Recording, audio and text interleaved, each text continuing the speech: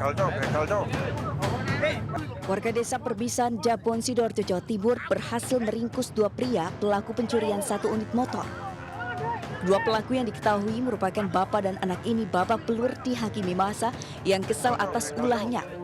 Beruntung polisi menyelamatkan kedua pelaku dan dibawa ke Mapolsek Jabon untuk proses penyelidikan. Di Lampung, polisi menggerebek pelaku curanmor di sebuah rumah di Desa Gunung Sugi Besar, Kabupaten Lampung Timur. Pelaku yang tengah tertidur lelap tidak bisa berkutik saat diringkus polisi. Dari dalam rumah, polisi menemukan barang bukti satu unit sepeda motor matic diduga dari hasil kejahatannya.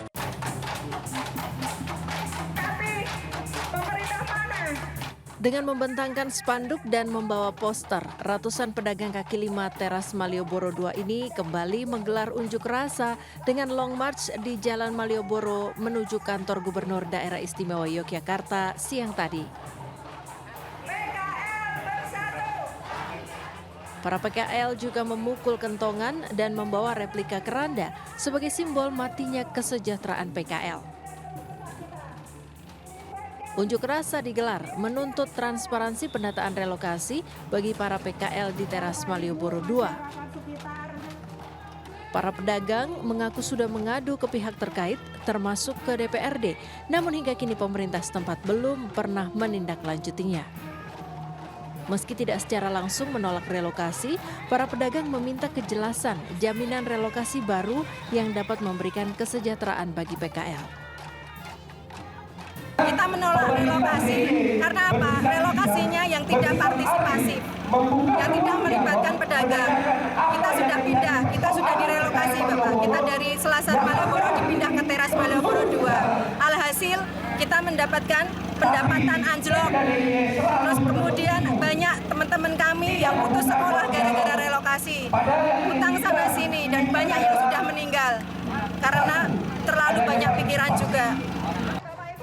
Selain long march, dalam aksinya ini mereka juga sempat memblokade Jalan Malioboro sebagai bentuk kekecewaan karena aksinya tidak mendapat tanggapan dari Pemda setempat. Dari Yogyakarta, Gunanto Farhan, iNews melaporkan. Pemirsa, eksekusi sebuah bangunan 5 lantai di kawasan Menteng, Jakarta Pusat berlangsung ricuh. Puluhan orang dari perwakilan pemilik gedung terlibat baku hantam dengan petugas karena berusaha menggagalkan upaya eksekusi.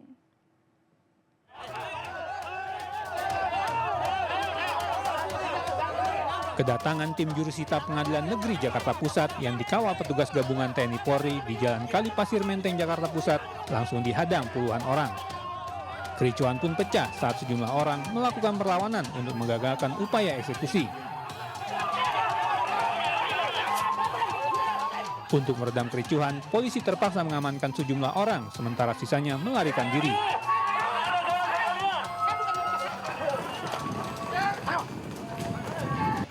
Setelah situasi terkendali, tim jurusita mengeksekusi paksa bangunan 5 lantai dengan memotong gembok gerbang menggunakan linggis dan gerinda. Petugas kemudian mengosongkan seluruh barang-barang dari dalam gedung yang dijadikan asrama perawat dan calon pramugari. Kita melaksanakan sesuai dengan bunyi putusan yang ada, ya. Demikian. Terima kasih. Walaupun putusannya sebenarnya masih ada upaya hukum, ya. Tapi dari yang jelas kita melaksanakan penetapan yang sudah inkrah, ya, sudah sampai putusan PK. Sementara itu, pihak tergugat menuding jika eksekusi yang dilakukan pihak pengadilan salah sasaran. Ini salah objek eksekusinya, yang jelas kita perkara yang 450 aja masih perkara di pengadilan, masih ada perlawanan. Karena kita bukti-buktinya lengkap, mereka tidak punya bukti apapun, tapi dimenangkan di pengadilan. Sekarang kita lagi pertahankan aset kita yang lain. Kalau ini kita...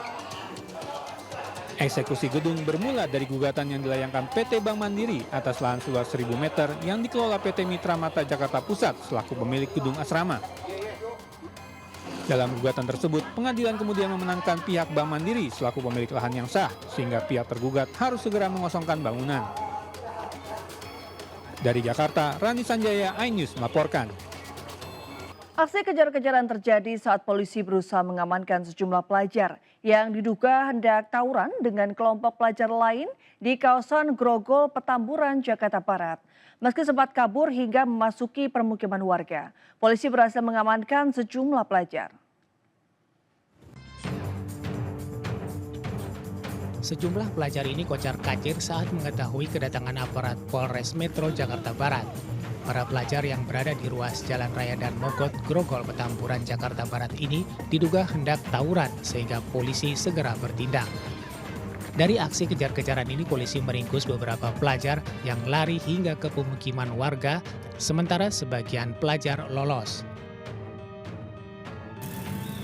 Masih maraknya tawuran pelajar di sekitar di kawasan Grogol, Petamburan membuat warga resah dan ketakutan.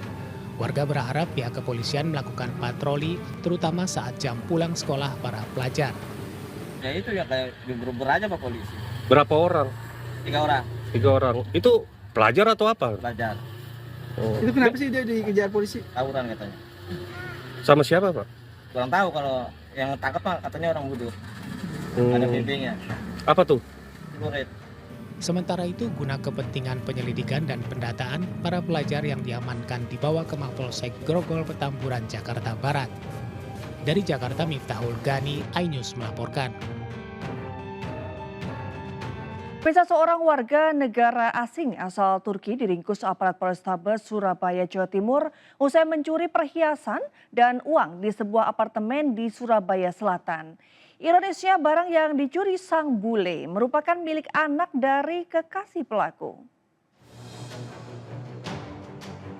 Ditangkapnya warga negara asing berinisial MAK ini berkat rekaman CCTV saat pelaku keluar dari apartemen di kawasan Surabaya Selatan. Pria asal Turki terlihat membawa 2 buah koper hitam diduga berisi barang curian. Setelah menerima laporan korban, aparat Polrestabes Surabaya menangkap pelaku di Bandara Juanda, Surabaya. Pelaku kemudian dibawa ke apartemen untuk digeledah. Dan benar saja, di dalam koper ditemukan barang curian, yakni uang tunai dan perhiasan. Ironisnya, barang berharga dan uang yang dicuri adalah milik korban YA, anak dari pacar pelaku. Menurut Kasat Reskrim Polrestabes Surabaya AKBP Aris Purwanto, aksinya terbongkar berkat kecurigaan ibu korban karena tersangka tidak bisa dihubungi saat bermalam di apartemen miliknya. Setelah mengecek apartemennya, bule nakal ini ternyata sudah kabur dengan membawa barang curian. Jadi motif yang bersangkutan tidak punya uang, sehingga ada kesempatan di situ ada barang, akhirnya diambil oleh yang bersangkutan mau dibawa kabur. Atas perbuatannya, tersangka akan dijerat pasal tentang pencurian dengan pemberatan dengan ancaman hukuman di atas 5 tahun. Dari Surabaya, Jawa Timur, Nur Syafi'i, iNews melaporkan. Berprofesi ganda sebagai bandar sabu, seorang penjaga sekolah salah satu SMA negeri di kawasan Pau, Kota Padang, diciduk tim Raja Wali Satres Narkoba Polresta Padang. Indonesia, pelaku yang juga residivis ini menyimpan barang bukti sabu di salah satu kamar mandi sekolah beserta alat hisap atau bong sabu.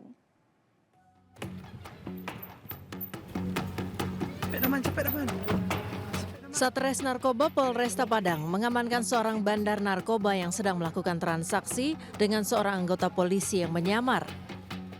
Tersangka berinisial YD yang juga merupakan penjaga sekolah di salah satu SMA negeri di Kota Padang ini diamankan petugas di depan sekolah tempat ia bekerja. Tersangka YD merupakan salah satu bandar narkoba yang juga residivis kasus yang sama. Pelaku menyimpan barang bukti di kamar mandi sekolah. Tidak hanya itu, lokasi tersebut juga kerap dijadikan tempat mengkonsumsi narkoba bersama rekan-rekannya. Dari hasil penggeledahan, petugas mengamati 3 paket kecil narkotika jenis sabu siap edar dengan 1 buah alat isap. Ini informasi yang didapat sama anggota kita di lapangan. Ini adalah seorang residivis yang baru keluar dari lembaga pemasyarakatan, tapi masih melakukan kegiatan yang sama, mengedarkan barang bukti narkoba jenis sabu. Setelah dia-satukan bahwa, dan ini kebetulan pekerjaan tersangka adalah penjaga sebuah sekolah di Kota Padang. Atas perbuatannya tersangka terancam hukuman 5 hingga 20 tahun penjara. Dari Padang, Sumatera Barat, Budi Sunandar, iNews melaporkan. Sidang peninjauan kembali atau PK 6 terpidana kasus kematian Vina dan Eki kembali dilanjutkan pada Rabu siang. Agenda sidang kini memasuki tahap pembuktian dengan menghadirkan sejumlah saksi fakta dari pihak pemohon.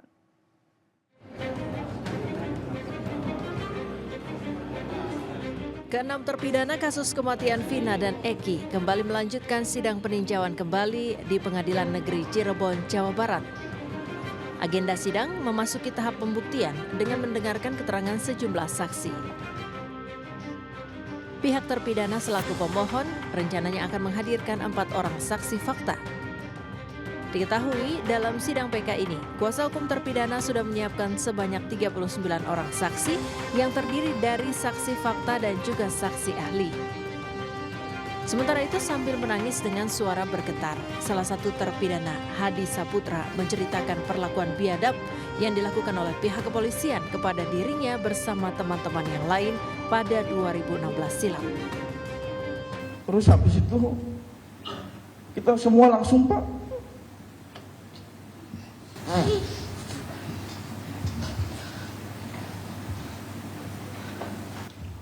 Di situ kita langsung dipukulin Pak. Dipukulnya bagaimana caranya? Diinjak-injak, dipukulin. Berapa orang yang memukuli saudara? Banyak Pak. Oh, diinjak, dipukul, pakai tangan kosong atau pakai apa? Ya pakai tangan, pakai kaki apa aja yang di situ Pak. Dari Cirebon, Jawa Barat, Faisal Rinaldi, Ahmad Putra, Pandu Priyo, Anyus melaporkan.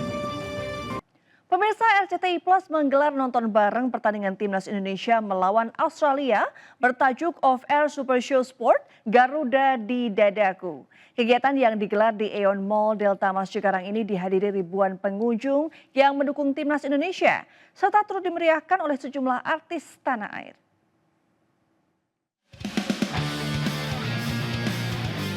Sejumlah artis tanah air seperti Aldi Taher dan Ririn Dwi Ariyanti turut memeriahkan nonton bareng Timnas Indonesia melawan Australia di Aeon Mall Delta Mas Cikarang. Bertajuk Off Air Super Show Sport Garuda di Dadaku, RCTI Plus menyelenggarakan nobar yang dihadiri lebih dari 3.000 pengunjung ini sekaligus untuk memfasilitasi para supporter Timnas Indonesia yang tidak bisa memberikan dukungan langsung di Stadion GBK Jakarta.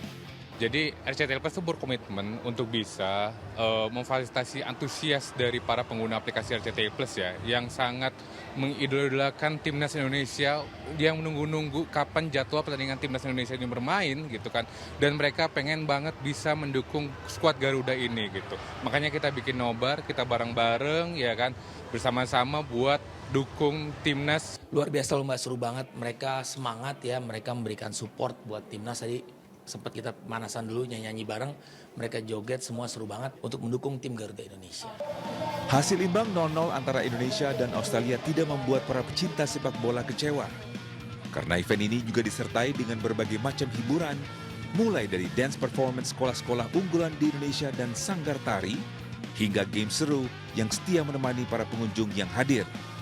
Rencananya RCTI Plus akan kembali mengadakan nobar bertajuk Off Air Super Show Sport Garuda di Dadaku di bulan depan sebagai bentuk dukungan penuh untuk Timnas Indonesia. Dari Kabupaten Bekasi, Jawa Barat, Jen Cahyani, Rama Romadona, iNews melaporkan. Pemirsa, jumlah kelas menengah di Indonesia mengalami penurunan signifikan pada tahun ini. Padahal seperti kita ketahui, masyarakat kelas menengah merupakan tulang punggung dan penggerak ekonomi nasional. Berapa besar penurunannya dan apa penyebab kelas menengah banyak turun kelas? Kita lihat grafis berikut ini pemirsa. Ya, kelas menengah adalah mereka yang memiliki pengeluaran sekira 2 juta hingga 9,9 juta rupiah. Bisa kita lihat di grafis ini, data Pusat Statistik menunjukkan jumlah kelas menengah di Indonesia tengah mengalami penurunan. Jika pada tahun 2019, jumlah kelas menengah ada di angka 57,33 juta orang. Pada tahun ini menjadi 47,85 juta orang atau berkurang sebanyak 9,48 juta orang dalam kurun 5 tahun terakhir. Yang berikutnya, Di sisi lain pemirsa, masyarakat yang merupakan kelas menengah rentan atau menuju kelas menengah justru mengalami peningkatan yang signifikan.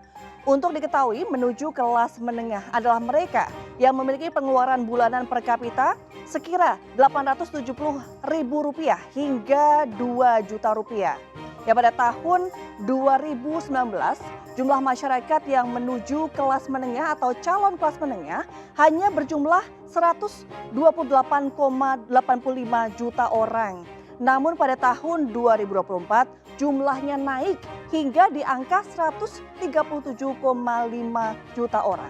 Yang berarti naik sebanyak 8,65 juta orang dalam kurun waktu 5 tahun terakhir. Selanjutnya pemirsa, ya, setelah melihat dua grafis tadi, kita lihat rangkuman penyebab kelas menengah banyak turun kelas. Penyebab yang pertama yakni dampak berkepanjangan dari pandemi COVID-19. Selanjutnya kenaikan pajak pertambahan nilai atau PPN yang sebelumnya sebesar 10% menjadi 11%. Kenaikan harga kebutuhan barang pokok, lalu membeli kebutuhan dasar yang tidak terpenuhi seperti layanan pemerintah misal air minum, lalu banyaknya pemutusan hubungan kerja atau PHK. Pemirsa, bisa kita simpulkan penyebab terbesar kelas menengah banyak turun kelas adalah meningkatnya biaya hidup masyarakat karena berbagai hal, namun tidak diimbangi dengan naiknya penghasilan masyarakat. Situasi ini dikhawatirkan bisa melemahkan pertumbuhan ekonomi, lantaran masyarakat kelas menengah merupakan penggerak ekonomi nasional. Nah, semoga ada tindakan konkret dari pemerintah dan kondisi ini bisa segera membaik ya pemirsa, supaya tidak berdampak buruk pada ekonomi nasional kita.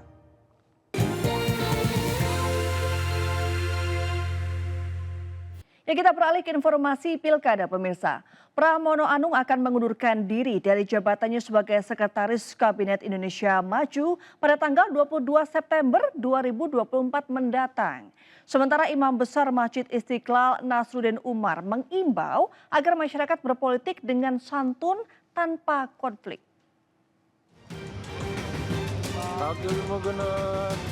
Sekretaris Kabinet sekaligus bakal calon Gubernur DKI Jakarta Pramono Anung telah menyerahkan surat pengunduran dirinya bertepatan dengan tanggal penetapan calon oleh Komisi Pemilihan Umum. Pramono mengungkapkan alasan dirinya mundur karena ada pekerjaan yang harus diselesaikan. Karena memang masih ada beberapa pekerjaan yang harus saya persiapkan, saya selesaikan. Saya akan mudah-mudahan disetujui oleh Bapak Presiden, akan mundur tanggal 22 September karena itu merupakan hari atau waktu penetapan sebagai calon.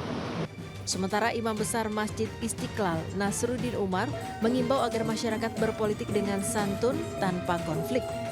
Hal ini disampaikan Nasaruddin Umar di sela kunjungannya ke Ponpes As-Sadiyah sekaligus peletakan batu pertama Sekolah Tinggi Agama Islam di Sebatik, Kalimantan Utara.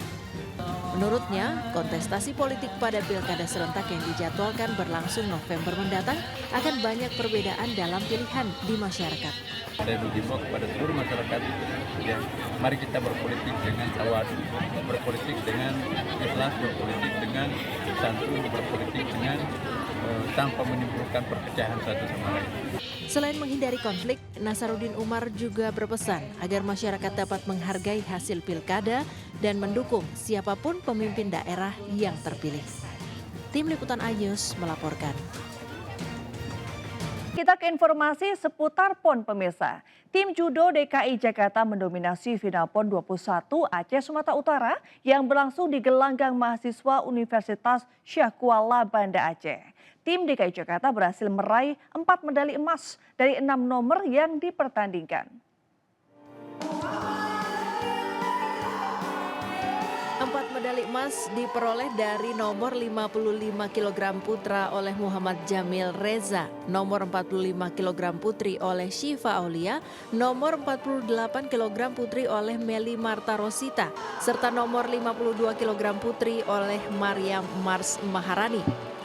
Muhammad Jamil Reza menaklukkan Muhammad Rizky Maulana dari Jawa Barat dengan iPON mengakhiri laga pertandingan dengan skor 10-0. Sementara medali perunggu untuk kategori ini jatuh pada Ilham Fadilah dari Papua dan Iqbal Juriski dari Sumatera Selatan. Di nomor 45 kg putri, Syifa Aulia meraih kemenangan tipis 1-0 atas Windy Ardana dari Jawa Barat. Medali perunggu dalam kategori ini diraih oleh Hagia Sofia Raditya dari daerah istimewa Yogyakarta dan Nika Dek Desi Kartikasari dari Bali. Sementara tim Jawa Barat menunjukkan performa gemilang, berhasil meraih emas di nomor 60 kg putra melalui Muhammad Fatur Rohman dan di nomor 66 kg melalui Dewa Kadek Rama Warma Putra.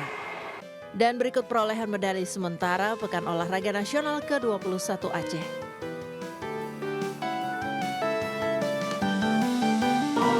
Dari Banda Aceh, Syukri Sarifudin, iNews melaporkan. Pemirsa, pembukaan Pekan Olahraga Nasional ke-21 di Stadion Harapan Bangsa Aceh berlangsung meriah. Ribuan masyarakat Aceh dan Sumatera Utara turut andil dalam pembukaan Pekan Olahraga tertinggi yang digelar setiap 4 tahunan tersebut. Gelaran PON ke-21 ini mencetak sejarah untuk pertama kalinya diadakan di 2 provinsi, yaitu Aceh dan Sumut yang mempertandingkan 65 cabang olahraga.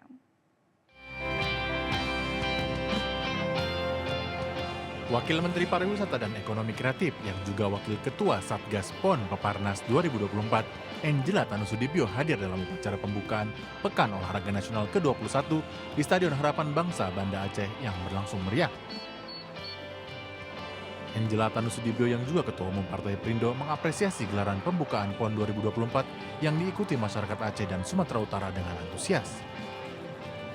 Acara ini berlangsung meriah dengan menghadirkan tarian kolosal yang menceritakan tradisi budaya Aceh dan keindahan alam serta semangat juang rakyat Aceh yang disimbolkan dengan kehadiran sosok Laksamana Malahayati. Saya menghadiri opening PON, animo masyarakatnya juga sangat positif. Nah, ini artinya masyarakatnya juga sangat mendukung ya dengan acara-acara yang positif seperti ini. Saya kira kalau terus digarap, ini bisa menjadi peluang ekonomi yang luar biasa. Tapi tentunya harus ada kerjasama dengan pemerintah daerah dan masyarakat setempat untuk membangun pariwisata ini bersama-sama. PON 2024 menjadi PON pertama yang diadakan di 2 provinsi secara bersamaan. Sedikitnya, hampir 13.000 atlet akan berkompetisi dalam 1.000 lebih nomor pertandingan pada 65 cabang olahraga di 20 kabupaten dan kota di Aceh serta Sumatera Utara sampai 20 September mendatang. 4 daerah otonomi baru yang meliputi Papua Barat Daya, Papua Pegunungan, Papua Tengah, dan Papua Selatan melakukan debut PON bersama kontingen Ibu Kota Nusantara. Tim Liputan iNews melaporkan.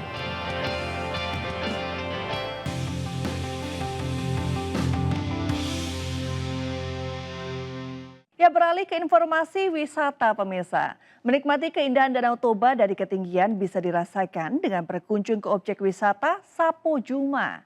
Terletak di Kabupaten Karo, Sumatera Utara, pengunjung sekaligus bisa melihat langsung Pulau Samosir yang berada di tengah Danau Toba.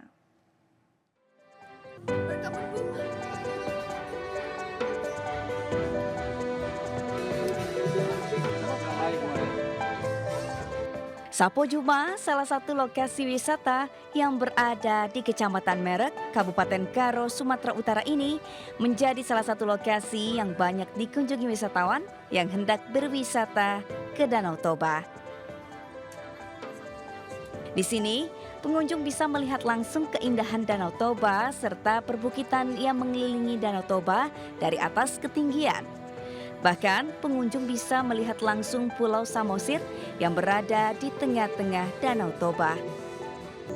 Karena kita cuma ada diambil hanya di depan sana, ya tiket masuk cukup murah lah untuk keluarga kita, masih dapat terjangkau oleh kita. Harapannya ya bisa juga lah seperti ini, ya kalau memang bisa lebih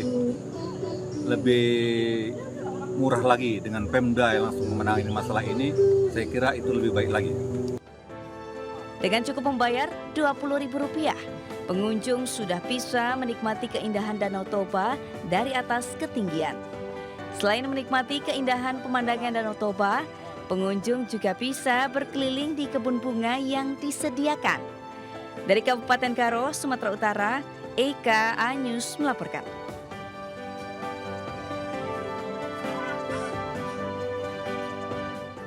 Pemirsa, bagi Anda pecinta kuliner, ada rekomendasi tempat kulineran menarik, yakni di Pasar Modern di kawasan Bintaro, Tangerang Selatan. Mulai dari kuliner tradisional hingga mancanegara tersedia di pasar ini, seperti mie Hongkong halal dan kue ala Prancis. Nah, seperti apa? Berikut liputannya. Atau Pasar Modern.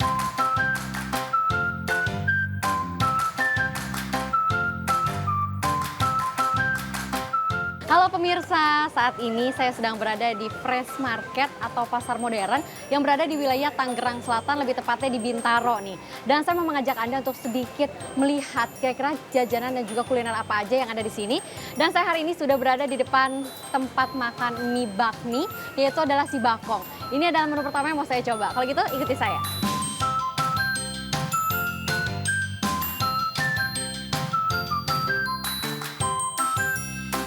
Nah pemirsa, inilah bakmi si Bakong alias bakmi Hongkong yang halalnya udah datang nih.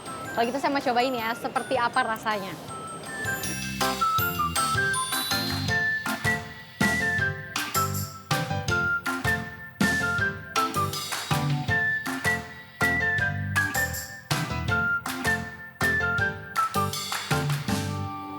Nah pemirsa, rasanya tuh gurih manis.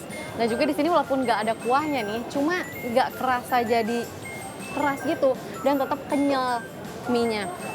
Dan juga di sini di atasnya dikasih pangsit yang pastinya menambah cita rasanya jauh lebih enak.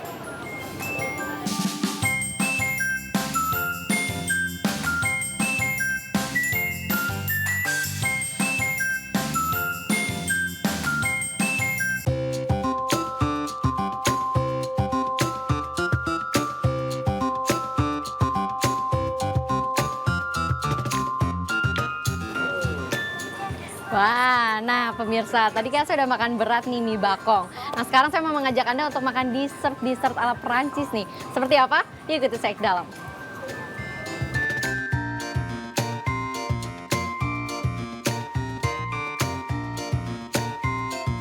Nah pemirsa, ini tadi yang saya maksud dessert ala Perancis nih. Ini saya tadi pesan coklat orange sama salted caramel. Kalau gitu kita coba dulu di coklat orange-nya ya pemirsa.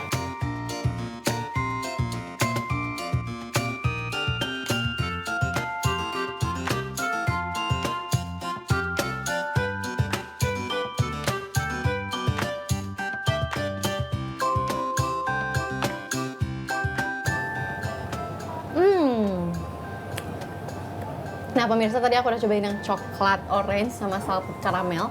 Untuk yang coklat orange ini tuh kayak brownies dingin gitu ya. Dan dalamnya tuh dia ada orange-nya, jadi nggak begitu, jadi manis tapi nggak enak gitu. Dan untuk yang salted caramelnya nih menurut aku ini mirip banget sama ice cream. Jadi dua-duanya enak banget. Dari Tangerang, Aulina Iyasya dan Ibadadi, Ainis melaporkan.